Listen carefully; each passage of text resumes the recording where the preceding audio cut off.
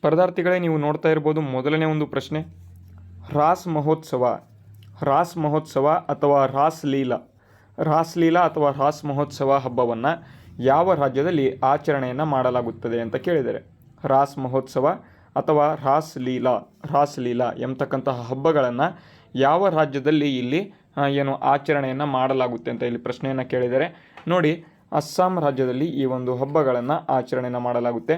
ಅದೇ ರೀತಿಯಲ್ಲಿ ಬೇರೆ ಬೇರೆ ಬಿಹು ನೃತ್ಯ ಆಗಿರ್ಬೋದು, ಬಿಹು ನೃತ್ಯ ಆಗಿರ್ಬೋದು, ಛೌ ನೃತ್ಯ ಆಗಿರ್ಬೋದು, ಈ ರೀತಿಯಾಗಿ ಬೇರೆ ಬೇರೆ ನೃತ್ಯಗಳು ಆಗಿರ್ಬೋದು ಅಥವಾ ಹಬ್ಬಗಳು ಆಗಿರ್ಬೋದು, ಯಾವ ಬೇರೆ ಬೇರೆ ರಾಜ್ಯಗಳಲ್ಲಿ ಇದನ್ನು ಆಚರಣೆಯನ್ನು ಮಾಡ್ತಾರೆ ಅದರ ಬಗ್ಗೆಯೂ ಕೂಡ ನಿಮಗೆ ಪ್ರಶ್ನೆಗಳನ್ನು ಕೇಳುವಂತಹ ಒಂದು ಸಾಧ್ಯತೆ ಇಲ್ಲಿ ಇರ್ತದೆ. ಅದಕ್ಕಾಗಿ ನೀವೆಲ್ಲರೂ ಕೂಡ ಇದರ ಬಗ್ಗೆ ಮಾಹಿತಿಗಳನ್ನು ಗೊತ್ತಿರಬೇಕು, ಅಥವಾ ಈ ಒಂದು ಹಬ್ಬಗಳಿಗೆ ಸಂಬಂಧಪಟ್ಟಂತೆ ಆಗಿರ್ಬೋದು ಮತ್ತು ಇಲ್ಲಿ ನೃತ್ಯಗಳಿಗೆ ಸಂಬಂಧಪಟ್ಟಂತೆ ಆಗಿರ್ಬೋದು ಮಾಹಿತಿ ನಿಮಗೆ ಗೊತ್ತಿರಬೇಕು. ಹಿಂದಿನ ಒಂದು ಕ್ಲಾಸಸ್ಗಳಲ್ಲಿ ನಾವು ಇದರ ಬಗ್ಗೆ ಸಂಪೂರ್ಣವಾಗಿ ಮಾಹಿತಿಗಳನ್ನು ಕೊಟ್ಟಿದ್ದೇವೆ. ಯಾರ್ಯಾರು ಇನ್ನೂ ಕೂಡ ನೋಡಿಲ್ಲ ಅವರೆಲ್ಲರೂ ಕೂಡ ಅಲ್ಲಿ ಹೋಗಿ ಮಾಹಿತಿಗಳನ್ನು ಪಡ್ಕೋಬೋದು. ಓಕೆ, ಬನ್ನಿ ಈಗ ಡೈರೆಕ್ಟಾಗಿ ಎರಡನೇ ಒಂದು ಪ್ರಶ್ನೆಗೆ ಹೋಗೋಣ. ಏನಪ್ಪ ಎರಡನೇ ಪ್ರಶ್ನೆ ಅಂತ ನೋಡೋದಾದರೆ, ಕಚ್ಚತ್ತೀವು ನೋಡಿ, ತುಂಬ ಇಂಪಾರ್ಟೆಂಟು. ಕಚ್ಚತ್ತೀವು ದ್ವೀಪ ಇದು ಯಾವ ಎರಡು ದೇಶಗಳ ನಡುವೆ ಇದೆ ಅಂತ ಕೇಳ್ತಾರೆ. ನೋಡಿ, ಕಚ್ಚತ್ತೀವು ದ್ವೀಪ ಎಂಬತಕ್ಕಂಥದ್ದು ಭಾರತ ಮತ್ತು ಶ್ರೀಲಂಕಾ. ಅದು ಶ್ರೀಲಂಕಾಕ್ಕೆ ಒಳಪಟ್ಟಿರ್ತಕ್ಕಂಥ ಒಂದು ದ್ವೀಪ ಆಗಿರ್ತಕ್ಕಂಥದ್ದು. ಅದು ಮೊದಲು ಇಲ್ಲಿ ಇದು ಭಾರತಕ್ಕೆ ಒಳಪಟ್ಟಿತ್ತು. ಆದರೆ 1974ರಲ್ಲಿ ನಾವು ಇದನ್ನು ಶ್ರೀಲಂಕಾಗೆ ಕೊಟ್ಟಿದ್ವಿ. ಆವಾಗಿಂದ ಇದು ಕಚ್ಚತ್ತೀವು ದ್ವೀಪ ಏನಿದೆ ಇದು ಶ್ರೀಲಂಕಾದಲ್ಲಿ ಇರ್ತಕ್ಕಂಥದ್ದು. ಈ ಒಂದು ಕಚ್ಚತ್ತೀವು ದ್ವೀಪ ಇತ್ತೀಚೆಗೆ ಸುದ್ದಿಯಲ್ಲಿ ಇರ್ತಕ್ಕಂಥದ್ದು. ಇದು ಯಾವ ಎರಡು ದೇಶದ ಭಾಗ ಆಗಿದೆ ಅಥವಾ ಯಾವ ಎರಡು ದೇಶದ ನಡುವೆ ಇದೆ ಅಂತ ಕೇಳ್ಬೋದು, ಅಥವಾ ಯಾವ ಒಂದು ದೇಶದ ಭಾಗ ಆಗಿದೆ ಅಂತ ಕೇಳ್ಬೋದು. ನೋಡಿ, ಭಾರತ, ಶ್ರೀಲಂಕಾ, ಮಾಲ್ಡೀವ್ಸ್, ಮೇಲಿನ ಎಲ್ಲವೂ ಅಂತ ಕೊಟ್ಟಿದ್ದಾರೆ. ನೋಡಿ, ಶ್ರೀಲಂಕಾ ಎಂಬತಕ್ಕಂಥದ್ದು. ಶ್ರೀಲಂಕಾ ಇಲ್ಲಿ ಸರಿಯಾದ ಉತ್ತರ. ಯಾಕೆ ಅಂತ ಅಂದರೆ ಕಚ್ಚತ್ತೀವು ದ್ವೀಪ 1974ರಿಂದ ನೆನ್ಪಿಟ್ಕೊಳ್ಳಿ, 1974ರಿಂದ ಈ ಒಂದು ಕಚ್ಚತ್ತೀವು ದ್ವೀಪ ಏನಿದೆ ಇದು ಶ್ರೀಲಂಕಾಕ್ಕೆ ನಾವು ಕೊಟ್ಟಿರ್ತಕ್ಕಂಥದ್ದು. ಇದರ ಬಗ್ಗೆ ಮಾಹಿತಿ ಗೊತ್ತಿರಲಿ. ಓಕೆ, ಮುಂದಿನ ಒಂದು ಪ್ರಶ್ನೆ, ಗಾರ್ಡನ್ ಮಸಾಲೆ ಎಂದು ಕರೆಯಲ್ಪಡ್ತಕ್ಕಂತಹ ಭಾರತೀಯ ರಾಜ್ಯ ಯಾವುದು ಅಂತ. ಗಾರ್ಡನ್ ಮಸಾಲೆ ಪದಾರ್ಥ ಅಂತ ಏನಾದರೂ ಬಂತು ಅಂತಂದು ಕೂಡ ನೀವೆಲ್ಲರೂ ಕೂಡ ಆನ್ಸರ್ನ ಮಾಡಬೇಕು. ಕೇರಳ ಅಂತ. ಗಾರ್ಡನ್ ಮಸಾಲೆ ಅಂತಕ್ಕಂಥದ್ದನ್ನು ಇದನ್ನು ಯಾವ ರಾಜ್ಯದಕ್ಕೆ ನಾವು ಈ ಒಂದು ಹೆಸರನ್ನು ಕೊಟ್ಟು ನಾಮಕರಣವನ್ನು ಮಾಡ್ತೇವೆ ಅಥವಾ ಇದರ ಮುಖಾಂತರ ಕರಿತೇವೆ ಅಂತ ಅಂದರೆ ಕೇರಳ ರಾಜ್ಯಕ್ಕೆ ಗಾರ್ಡನ್ ಮಸಾಲೆ ಅಂತ ನಾವು ಕರಿತೇವೆ. ಇದರ ಬಗ್ಗೆ ಮಾಹಿತಿ ಗೊತ್ತಿರಲಿ. ಓಕೆ, ಮುಂದಿನ ಒಂದು ಪ್ರಶ್ನೆ, ಅಪಾಚೆ AH-64 ಎಂಬತಕ್ಕಂಥದ್ದು. ನೋಡಿ, ತುಂಬ ಇಂಪಾರ್ಟೆಂಟು, ಎಲ್ರಿಗೂ ಕೂಡ ಹೆಸರಲ್ಲೇ ಗೊತ್ತಾಗ್ಬಿಡ್ತದೆ ಅಪಾಚೆ ಹೆಲಿಕಾಪ್ಟರ್ ಅಂತ. ಅಪಾಚೆ AH-64 ಎಂಬತಕ್ಕಂಥದ್ದು ಇತ್ತೀಚೆಗೆ ಸುದ್ದಿಯಲ್ಲಿ ಇದೆ. ಹಾಗಾದರೆ ಇದು ಏನು ಅಂತ ಕೇಳಿದರೆ, ಅಪಾಚೆ AH-64 ಎಂಬತಕ್ಕಂಥದ್ದು ಇದೊಂದು ಯುದ್ಧ ವಿಮಾನನ, ಸಬ್ಮೆರಿನ್ನ, ಯುದ್ಧ ನೌಕೆನ ಅಥವಾ ಹೆಲಿಕಾಪ್ಟರ್ ಅಂತ ಕೇಳಿದರೆ ಸರಿಯಾದ ಉತ್ತರ ಹೆಲಿಕಾಪ್ಟರ್ ಎಂಬತಕ್ಕಂಥದ್ದು. ಅಪಾಚೆ AH-64 ಎಂಬತಕ್ಕಂಥದ್ದು ಏನಿದೆ ಇದು ಒಂದು ಹೆಲಿಕಾಪ್ಟರ್ ಆಗಿದೆ. ಆಪ್ಷನ್ ಸಿ ಸರಿಯಾದ ಉತ್ತರ ಆಗಿದೆ. ಅದೇ ರೀತಿ ಮುಂದಿನ ಪ್ರಶ್ನೆ ನೋಡೋದಾದರೆ, ನಿರ್ದಿಷ್ಟ ಪರಿಸರ ವ್ಯವಸ್ಥೆಯ ಆವಾಸ ಸ್ಥಾನಗಳಿಗೆ ಸಂಬಂಧಪಟ್ಟಂತೆ ಸಸ್ಯ ಸಮುದಾಯಗಳ ಅಧ್ಯಯನವನ್ನು ನೋಡಿ, ತುಂಬ ಇಂಪಾರ್ಟೆಂಟ್, ಸಸ್ಯ ಸಮುದಾಯಗಳ ಅಧ್ಯಯನವನ್ನು ಏನೆಂದು ಇಲ್ಲಿ ಕರೆಯಲಾಗುತ್ತೆ ಅಂತ ನೋಡಿ. ಸೆನಿಕಾಲಜಿ, ಪರಿಸರ ವ್ಯವಸ್ಥೆ, ಪರಿಸರ ವಿಜ್ಞಾನ ಅಂತ ಕೊಟ್ಟಿದ್ದಾರೆ. ಸೆನಿಕಾಲಜಿ ಅಂತ ಕರೀತಾರೆ. ಸೈನಿಕಾಲಜಿ ಅಂತ ಅಂದರೆ SYNECOLOGY ನೋಡಿ, ಇಲ್ಲಿ ಬರಿತೇನೆ, ಸೈನಿಕಾಲಜಿ ಅಂತ ಕರಿತೇವೆ. ಇದು ಯಾವುದಪ್ಪ ಅಂತ ಅಂದರೆ ಸಸ್ಯ ಸಮುದಾಯಗಳ ಒಂದು ಅಧ್ಯಯನವನ್ನು ಸೈನಿಕಾಲಜಿ ಅಂತ ಕರಿತೇವೆ. ಸೆನಿಯಾಲಜಿ ಅಂತ ನೀವು ಆಪ್ಷನ್ನ ಹಾಕಿಬಿಡ್ಬೋದು, ಸೈನಿಕಾಲಜಿ ಅಂದ್ಕೊಂಡು. ನೋಡಿ, ಇಂಗ್ಲೀಷಲ್ಲೂ ಕೂಡ ಓದ್ಕೊಳ್ಳಿ, SYNECOLOGY, ಸೈನಿಕಾಲಜಿ ಅಂತ ಕರಿತೇವೆ. ಅದರ ಬಗ್ಗೆ ಮಾಹಿತಿ ಗೊತ್ತಿರಲಿ. ನೆಕ್ಸ್ಟು ಮುಂದಿನ ಒಂದು ಪ್ರಶ್ನೆ, ಜಾಪಿ ಎಂಬತಕ್ಕಂಥದ್ದು ನೋಡಿ, ತುಂಬ ಇಂಪಾರ್ಟೆಂಟು. ಜಾಪಿ ಎಂಬತಕ್ಕಂಥದ್ದು ಸಾಂಪ್ರದಾಯಿಕ ಟೋಪಿಗೆ GI ಟ್ಯಾಗ್ ಇಲ್ಲಿ ಇತ್ತೀಚೆಗೆ ದೊರೆತಿದೆ. ಹಾಗಾದರೆ ಇದು ಯಾವ ರಾಜ್ಯಕ್ಕೆ ಸಂಬಂಧಿಸಿದ ಒಂದು ಟೋಪಿ ಆಗಿದೆ ಅಂತ. ಜಾಪಿ ಟೋಪಿ ಎಂಬತಕ್ಕಂಥದ್ದಿಗೆ ಇತ್ತೀಚೆಗೆ GI ಟ್ಯಾಗ್ ಕೊಟ್ಟಿದ್ದಾರೆ. ಹಾಗಾದರೆ ಆ ಒಂದು GI ಟ್ಯಾಗ್ ಯಾವ ರಾಜ್ಯಕ್ಕೆ ಸಿಕ್ಕಿದೆ ಅಂತ ನೋಡೋದಾದರೆ ಅಸ್ಸಾಂ ರಾಜ್ಯಕ್ಕೆ ಇದು ಸಿಕ್ಕಿರ್ತಕ್ಕಂಥದ್ದು. ಅಸ್ಸಾಂ ರಾಜ್ಯ ಸರಿಯಾದ ಉತ್ತರ ಆಗಿದೆ. ಓಕೆ, ಮುಂದಿನ ಒಂದು ಪ್ರಶ್ನೆ, ನೈಸರ್ಗಿಕ ಅನಿಲದ ವಿಶ್ವದ ಅತಿ ದೊಡ್ಡ ಉತ್ಪಾದಕ ರಾಷ್ಟ್ರ ಯಾವುದು ಅಂತ. ನೈಸರ್ಗಿಕ ಅನಿಲ ಅಂತ ಅಂದರೆ ನ್ಯಾಚುರಲ್ ಗ್ಯಾಸ್ ಅಂತ ನಾವು ಕರಿತೇವೆ. ನ್ಯಾಚುರಲ್ ಗ್ಯಾಸ್ ಎಂಬತಕ್ಕಂಥದ್ದು ಈ ಒಂದು ನೈಸರ್ಗಿಕ ಅನಿಲದ ಅತಿ ದೊಡ್ಡ ಉತ್ಪಾದಕ ರಾಷ್ಟ್ರ ಇಲ್ಲಿ ಯಾವುದು ಅಂತ ಕೇಳಿದರೆ ರಷ್ಯಾ ಎಂಬತಕ್ಕಂಥದ್ದು. ರಷ್ಯಾ ಅತಿ ದೊಡ್ಡ ನೈಸರ್ಗಿಕ ಅನಿಲ ಉತ್ಪಾದಕ ರಾಷ್ಟ್ರ ಆಗಿದೆ. ಹಾಗಾಗಿ ಆಪ್ಷನ್ ಡಿ ಇಲ್ಲಿ ಸರಿಯಾದ ಉತ್ತರ. ಇತ್ತೀಚೆಗೆ ನ್ಯೂಸಲ್ಲಿ ಇದೆ ನೈಸರ್ಗಿಕ ಅನಿಲಕ್ಕೆ ಸಂಬಂಧಪಟ್ಟಂತೆ. ಪಕ್ಕಾ ಪ್ರಶ್ನೆ ಇಲ್ಲಿಂದ ಬರ್ಬೋದು, ನೆನ್ಪಿಟ್ಕೊಳ್ಳಿ. ಇತ್ತೀಚೆಗೆ ಈ ಕೆಳಗಿನ ಯಾರು ಹಾಕಿ ಇಂಡಿಯಾದಿಂದ ವರ್ಷದ ಆಟಗಾರ ಅನ್ನುವ ಗೌರವಕ್ಕೆ ಪಾತ್ರ ಆಗಿದ್ದಾರೆ ಅಂತ. ಇತ್ತೀಚೆಗೆ ಯಾರು ಹಾಕಿ ಆಡೋದಕ್ಕೆ ಇಂಡಿಯಾದಿಂದ ವರ್ಷದ ಆಟಗಾರ ಎಂತಕ್ಕಂಥ ಒಂದು ಗೌರವಕ್ಕೆ ಪಾತ್ರರಾಗಿರ್ತಾರೆ ಅಂತ ಕೇಳಿದರೆ ಹಾರ್ದಿಕ್ ಸಿಂಗ್ ಎಂಬತಕ್ಕಂಥವ್ರು. ಹಾರ್ದಿಕ್ ಸಿಂಗ್ ಎಂಬತಕ್ಕಂಥವ್ರು ವರ್ಷದ ಆಟಗಾರ ಅಂತ ಇಲ್ಲಿ ಆಯ್ಕೆಯಾಗಿರ್ತಾರೆ. ಆಪ್ಷನ್ ಎ ಸರಿಯಾದ ಉತ್ತರ ಆಗಿದೆ. ಮುಂದಿನ ಪ್ರಶ್ನೆ, ಉಮಿಯಂ ವಿವಿಧೋದ್ದೇಶ ವಿದ್ಯುತ್ ಯೋಜನೆ. ಉಮಿಯಂ ವಿವಿಧೋದ್ದೇಶ ವಿದ್ಯುತ್ ಯೋಜನೆ ಎಲ್ಲಿ ನೆಲೆಗೊಂಡಿದೆ? ಉಮಿಯಂ ವಿವಿಧೋದ್ದೇಶ ವಿದ್ಯುತ್ ಯೋಜನೆಯು ಇದು ಎಲ್ಲಿ ನೆಲೆಗೊಂಡಿದೆ ಅಂತ ಕೇಳಿದರೆ ಇದು ಮೇಘಾಲಯದಲ್ಲಿ ಕಂಡುಬರ್ತಕ್ಕಂತಹ ಒಂದು ವಿದ್ಯುತ್ ಯೋಜನೆ ಆಗಿದೆ. ಆಪ್ಷನ್ ಸಿ ಮೇಘಾಲಯದಲ್ಲಿ ಕಂಡುಬರ್ತಕ್ಕಂತಹ ಒಂದು ವಿದ್ಯುತ್ ಯೋಜನೆ ಉಮಿಯಂ ವಿವಿಧೋದ್ದೇಶ ವಿದ್ಯುತ್ ಯೋಜನೆ.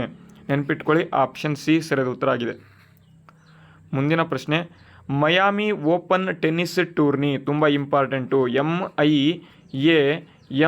MIAMI Miami open tennis tourney 2024ರ ಮಹಿಳೆಯರ ಸಿಂಗಲ್ಸ್ ಪ್ರಶಸ್ತಿಯನ್ನು ಯಾರು ಗೆದ್ದಿದ್ದಾರೆ? ಮಹಿಳೆಯರ ಸಿಂಗಲ್ಸ್ ಪ್ರಶಸ್ತಿಯನ್ನು ಇಲ್ಲಿ ಯಾರು ಗೆದ್ದಿದ್ದಾರೆ ಅಂತ ಕೇಳಿದರೆ ಡೇನಿಯಲ್ ಕಾಲಿನ್ಸ್ ಎಂಬತಕ್ಕಂಥವ್ರು. ಡೇನಿಯಲ್ ಕಾಲಿನ್ಸ್ ಎಂಬತಕ್ಕಂಥವ್ರು ಮಹಿಳೆಯರ ಒಂದು ಸಿಂಗಲ್ಸ್ ಪ್ರಶಸ್ತಿಯನ್ನು ಗೆದ್ದಿದ್ರೆ, ಅದೇ ರೀತಿ ಇಲ್ಲಿ ಪುರುಷರ ಡಬಲ್ಸನ್ನು ನಮ್ಮ ಒಂದು ಭಾರತದಿಂದ ಒಬ್ಬರು ಗೆದ್ದಿರ್ತಾರೆ. ಪುರುಷರ ಡಬಲ್ಸ್ ಅವ್ರು ಯಾರು ಅಂತ ಎಲ್ಲರೂ ಕೂಡ ನೀವು ಕಾಮೆಂಟ್ ಬಾಕ್ಸ್ ಮೂಲಕ ಆನ್ಸರ್ ಮಾಡಿ. ಅದರ ಜೊತೆಗೆ ಪುರುಷರ ಸಿಂಗಲ್ಸನ್ನು ಇಲ್ಲಿ ಯಾರು ಗೆದ್ದಿದ್ದಾರೆ ಅವರ ಬಗ್ಗೆ ಮಾಹಿತಿ ಗೊತ್ತಿದ್ರೂ ಕೂಡ ನೀವು ಕಾಮೆಂಟನ್ನು ಮಾಡಿ.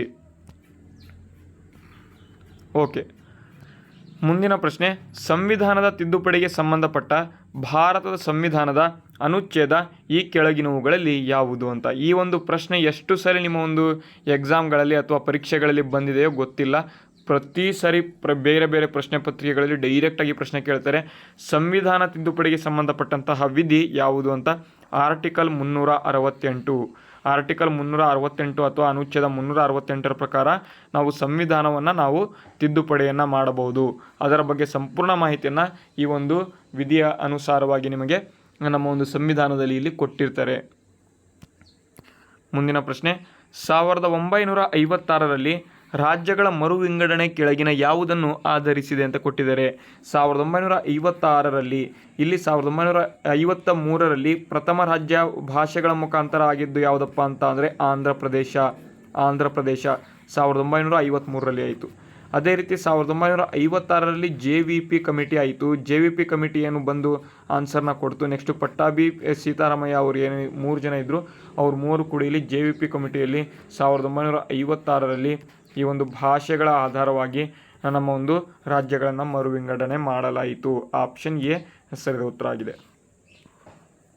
ಮುಂದಿನ ಪ್ರಶ್ನೆ, ರಾಜೀವ್ ಗಾಂಧಿ ಪರಿಸರ ಪ್ರಶಸ್ತಿಯನ್ನು ಯಾವುದರ ಅತ್ಯುತ್ತಮ ಕೊಡುಗೆಗಾಗಿ ನೀಡಲಾಗುತ್ತೆ ಅಂತ ಕೇಳಿದರೆ ರಾಜೀವ್ ಗಾಂಧಿ ಪರಿಸರ ಪ್ರಶಸ್ತಿಯನ್ನು ಯಾವುದರ ಅತ್ಯುತ್ತಮ ಕೊಡುಗೆಗಾಗಿ ನೀಡಲಾಗುತ್ತೆ ಅಂತ ಅಂದರೆ ಅಚ್ಚುಕಟ್ಟಾಗಿ ತಂತ್ರಜ್ಞಾನದ ಅಭಿವೃದ್ಧಿ ಕೊಡುಗೆಗೆ ಇದನ್ನು ನೀಡಲಾಗ್ತದೆ. ಅಚ್ಚುಕಟ್ಟಾಗಿ ತಂತ್ರಜ್ಞಾನದ ಒಂದು ಅಭಿವೃದ್ಧಿಗಾಗಿ ಕೊಡುಗೆಯನ್ನು ನೀಡಲಾಗ್ತದೆ.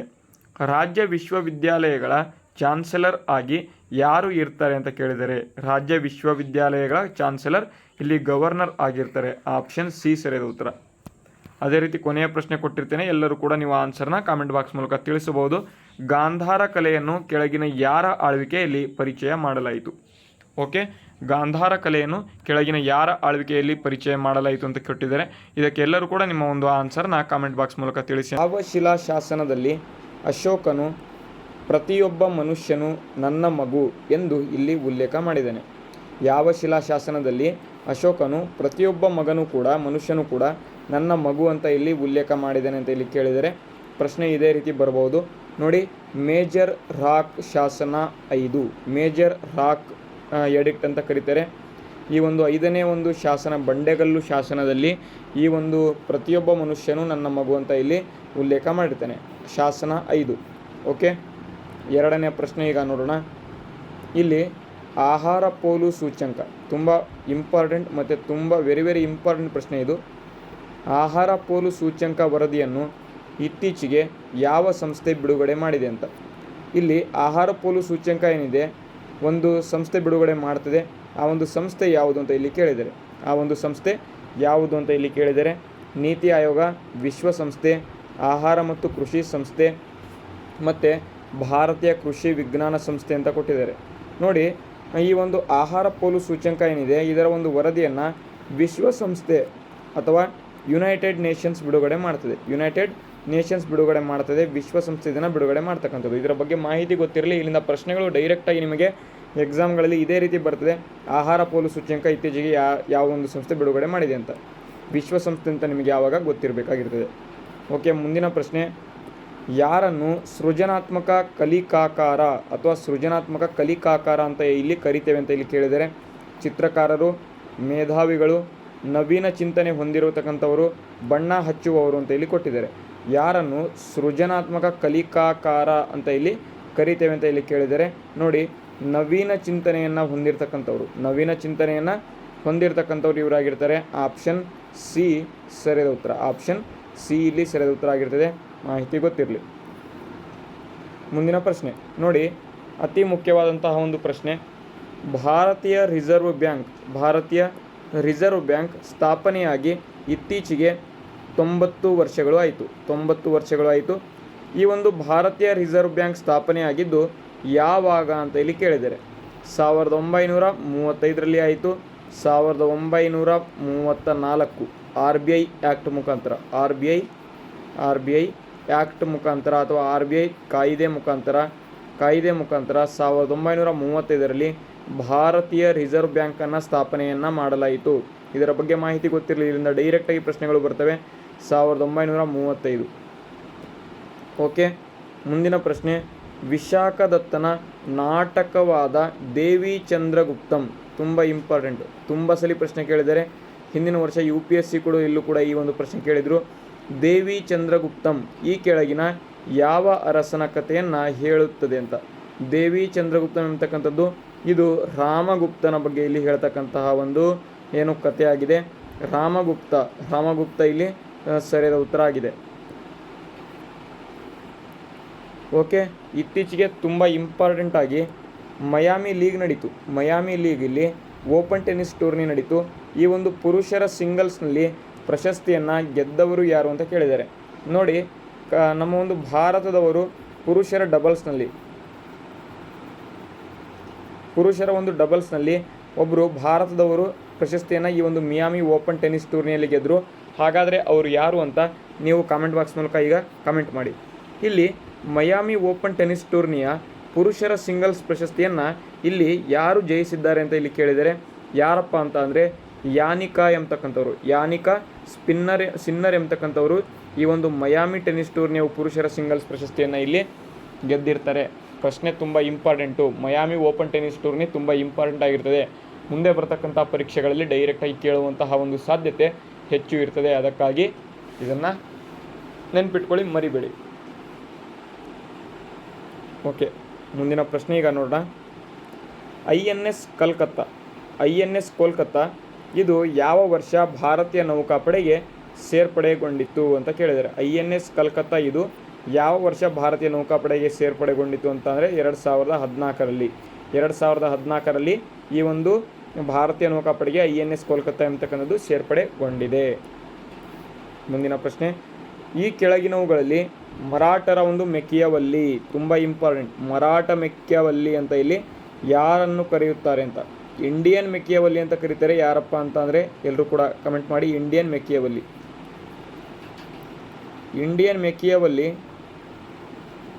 ಯಾರನ್ನು ಕರೀತಾರೆ ಕಮೆಂಟ್ ಮಾಡಿ.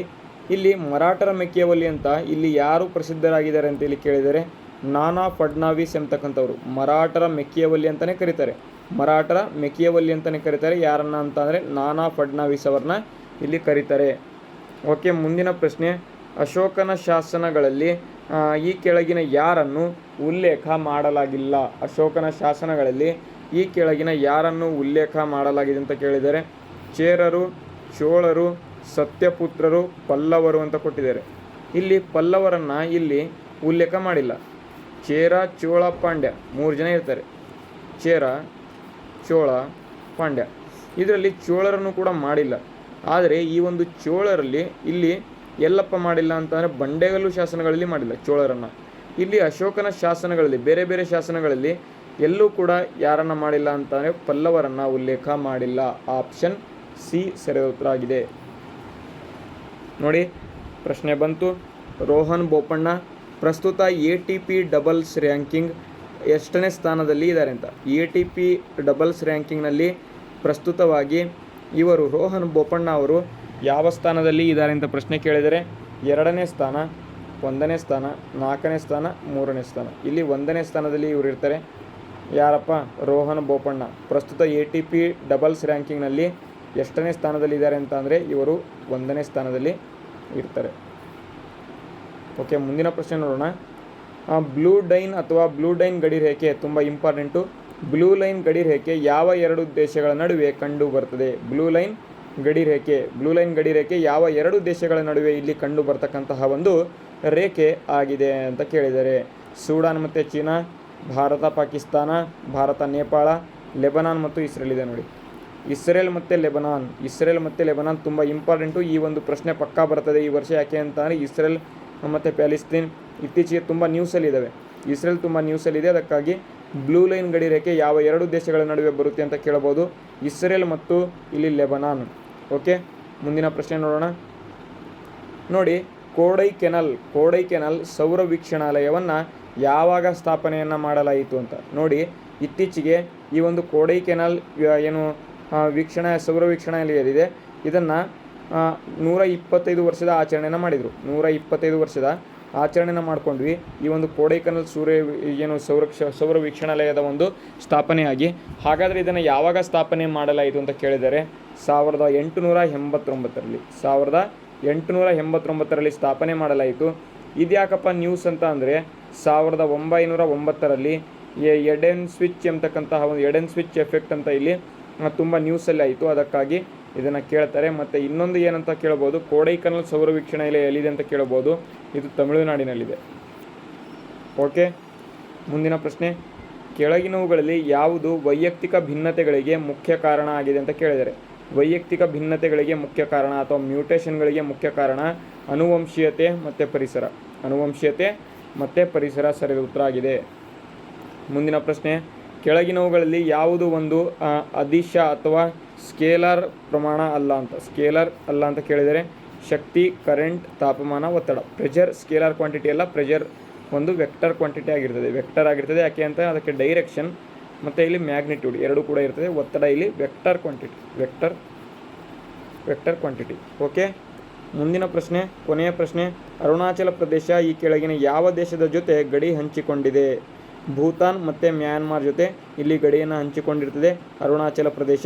ಇದರ ಬಗ್ಗೆ ಮಾಹಿತಿ ಗೊತ್ತಿರಲಿ. ಮತ್ತು ಇವತ್ತು ಒಂದು ಪ್ರಶ್ನೆ ನಿಮಗಾಗಿ ಅಂತಲೇ ಕೊಡ್ತೇನೆ. ಇಲ್ಲಿ ಭೂತಾನ್, ಮ್ಯಾನ್ಮಾರ್ ಮತ್ತು ಚೀನಾ ಜೊತೆನೂ ಕೂಡ ಇದು ಗಡಿಯನ್ನು ಹೊಂದ್ಕೊಂಡಿದೆ. ಅದಕ್ಕಾಗಿ ಮೇಲಿನ ಎಲ್ಲವೂ ಕೂಡ ಸರಿಯಾಗಿರ್ತವೆ.